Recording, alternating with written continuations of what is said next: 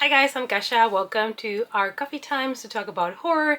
And today, of course, I am here to bring you the holiday spirit. We're here to talk about Christmas, but let's make it horror. It's coffee time. I am back from Spain. I am still recovering from my surgery. This is the first video I'm making after my surgery, but I wanted to give you guys some horror books and some horror movie recommendations that are all kind of perfect for the Christmas season. I'm gonna be staying here in the Netherlands for Christmas this year because I just went to Spain twice in the last couple of months, and now I just need to recover at home with my cats. So I will be spending the whole Christmas month here. So I'm trying my best to make this month a really Christmas themed month for me. I am watching a Christmas movie every day. I do have Christmas themed books on my TBR pile. So I am fully embracing Christmas this year. That's why I wanted to give you 5 book and 5 movie recommendations in case that you're still looking for something to read or watch this Christmas. Christmas is the season to be jolly, but also a season where we can welcome all the killer Santas, the murderers, angels, and everything else that can also be jolly. And honestly, blood is red, and red is a Christmas color. And Santa wears red, so it kind of all makes sense in the end. When I was a kid, I grew up watching The Nightmare Before Christmas, which combined 2 of my favorite holidays, which are obviously Halloween and Christmas.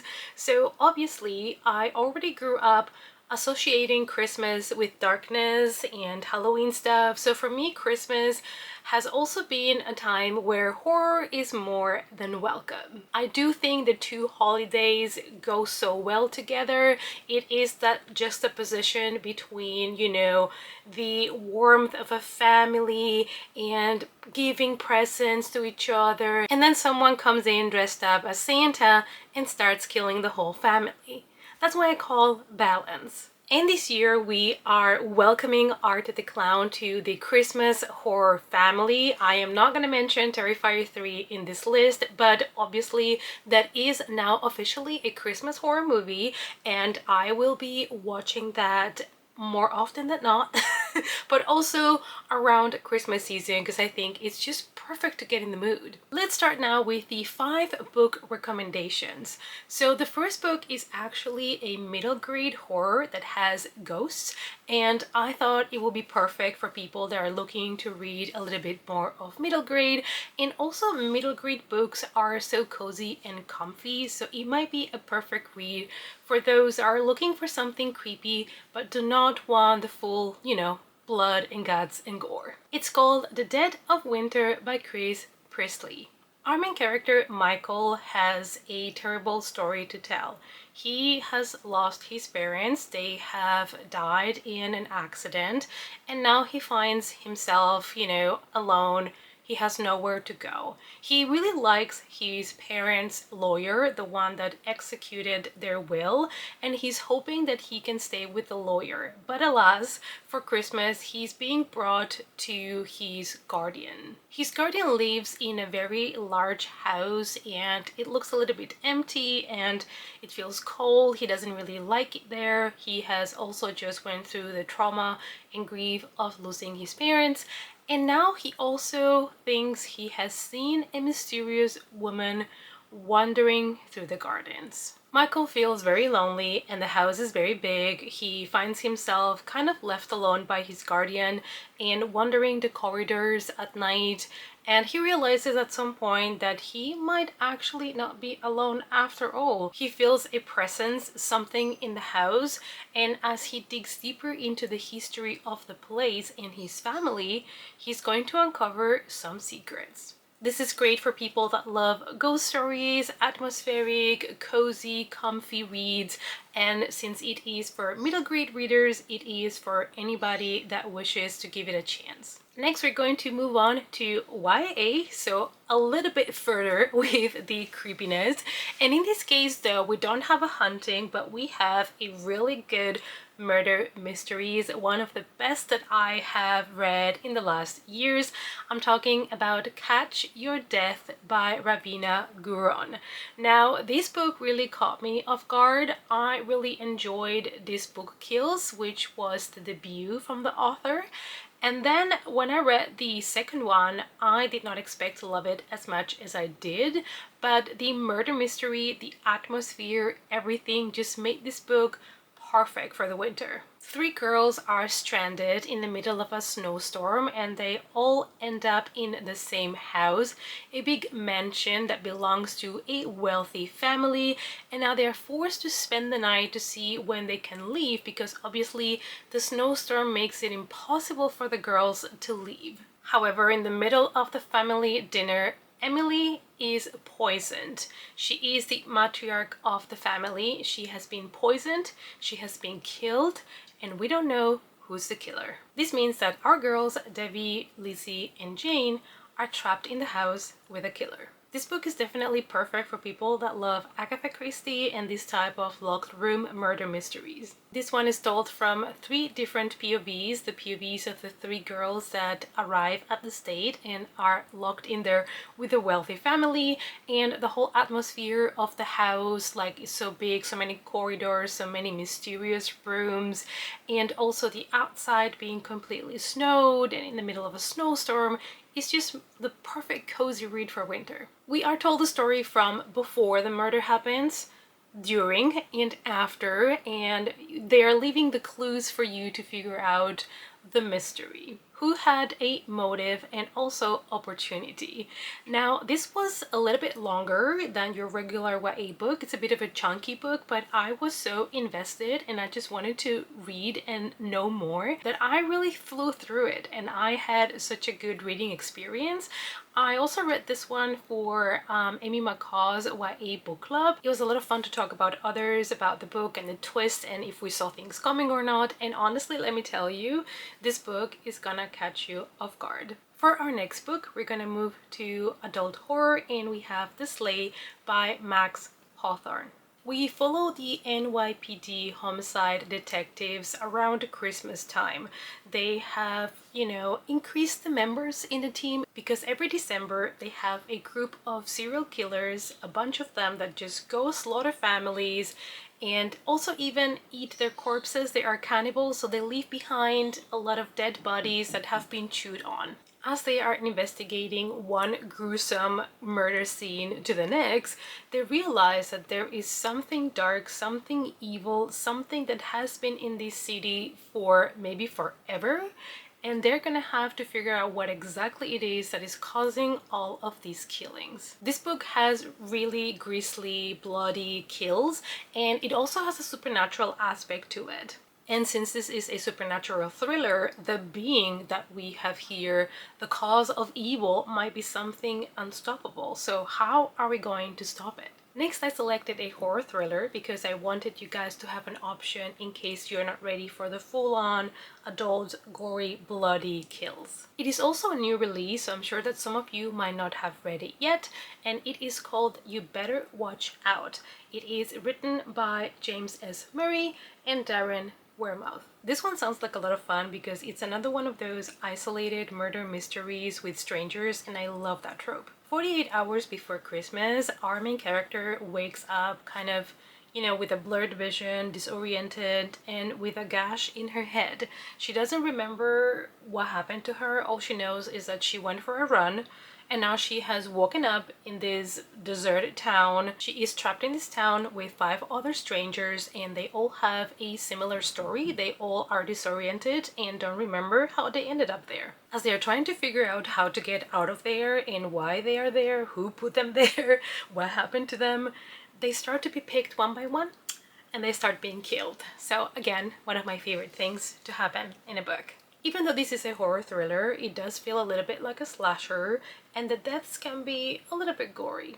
It also has a POV from the killer's perspective, which I thought was really cool, and I've heard that the audiobook is really good. The last book that I wanted to recommend you is actually a short horror story compilation, but it is novella length, which means it's very short stories, and they are also for middle grade / YA readers. It is called Christmas Tales of Horror by Chris Priestley. You can obviously find Father Christmas here.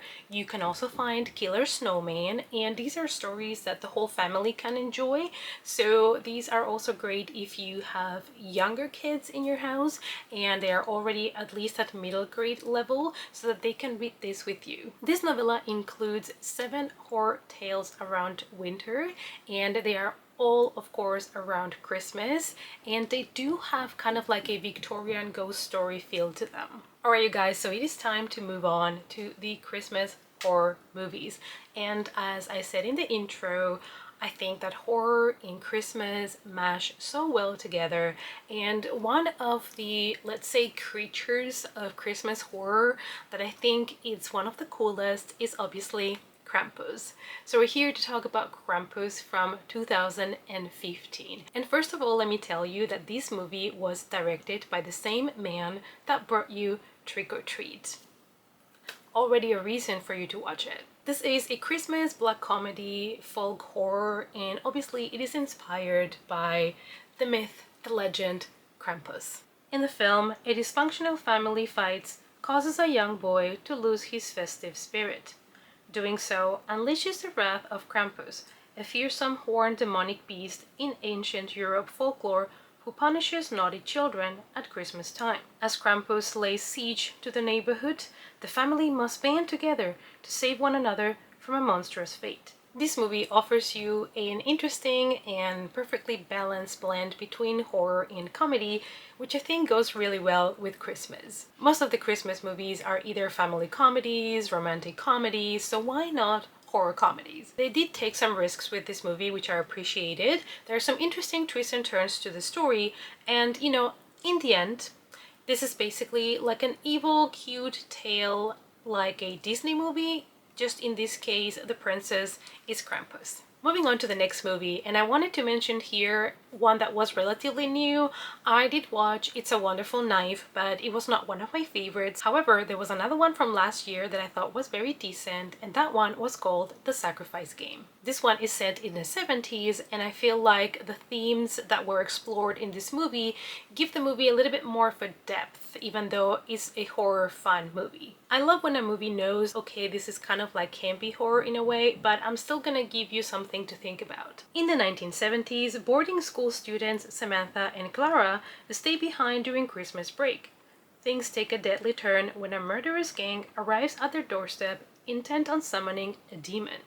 This is going to be perfect for horror fans that love 70s horror movies, because this movie does bring homage to them. Now, it can be argued that the Christmas theme here is a little bit weak, which I would agree. However, I think this is still a great movie for you to watch during Christmas. It's stylish, it's wacky, it's gross, and even though you don't get like an extremely Christmas setting when it comes to decorations, etc., it does have that winter atmosphere to it, and I think it's a perfect watch for Christmas. Now I am going to talk about one of my favorite movies that caused such an impact that I was still thinking about the movie for weeks and months after I watched it. I went into this movie without knowing anything about it, and I was shocked, and that is The Lodge. Now, this is a very intense psychological horror film, so unlike the other two that I have mentioned before, this is not just slash and fun and campy and humor and stuff. This is serious and horrifying, and it might not be for everybody because this one is quite dark and intense. The plot follows a soon-to-be stepmother who, along with her fiance's 2 children, becomes stranded at the rural lodge during Christmas. There, she and the children experience a number of unexplained events. This is a very winter atmospheric horror, and the cinematography is absolutely gorgeous. It has great production design. The inside of the lodge is absolutely claustrophobic and fantastic, and then you have the vast outside, completely snowed in, keeping this family isolated. The images you're gonna see, the things you're gonna experience, they are gonna haunt you after you have watched the movie. Also, the acting in this movie is absolutely top notch. This is kind of like an upsetting and agonizing Christmas movie. I would compare this one actually to Speak No Evil when it comes to the level of horrifying and not a very happy movie. It's very dark, and that's why I say it might not be for everybody. But this has definitely been one of my favorites. Alright, now let's go back to the early 2000s because there is a Christmas themed movie that I know not everybody has watched, but I think it's worth your time. And this movie is one of those examples when sometimes less is more. And I'm talking about P2.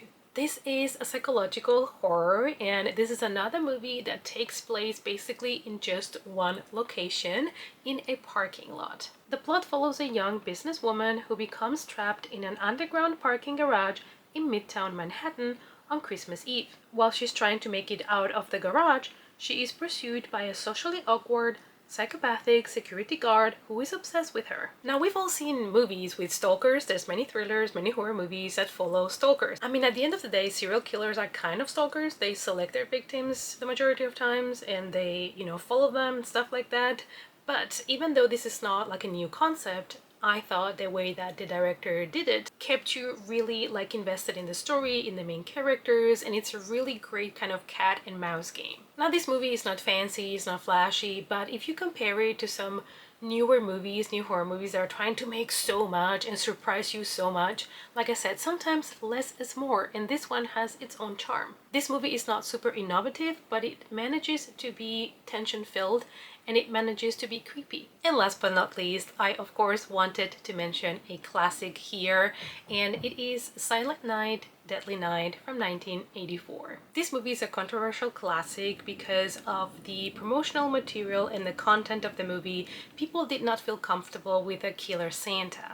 So after the movie was released in theaters, it was already pulled from the theaters after the first week. This is a movie that got multiple sequels and also a movie that just got a novelization as well. So if you want to read the book and then watch the movie, you can now do that. The story follows a young man named Billy Chapman who suffers from post-traumatic stress over witnessing his parents' murder on Christmas Eve by a man disguised as Santa Claus. As an adult, the Christmas holiday leads him into a psychological breakdown and he starts killing people dressed as Santa. Now, this is kind of like an exploitation slasher with some nudity in it, so I could see why this would be controversial. Also, this is the 80s and we are taking a figure that the kids are supposed to love and adore, a figure that is supposed to be, I guess religious in some way, and yeah, we're making it naughty, very naughty. So I kind of understand the controversy, but honestly, it's just fun.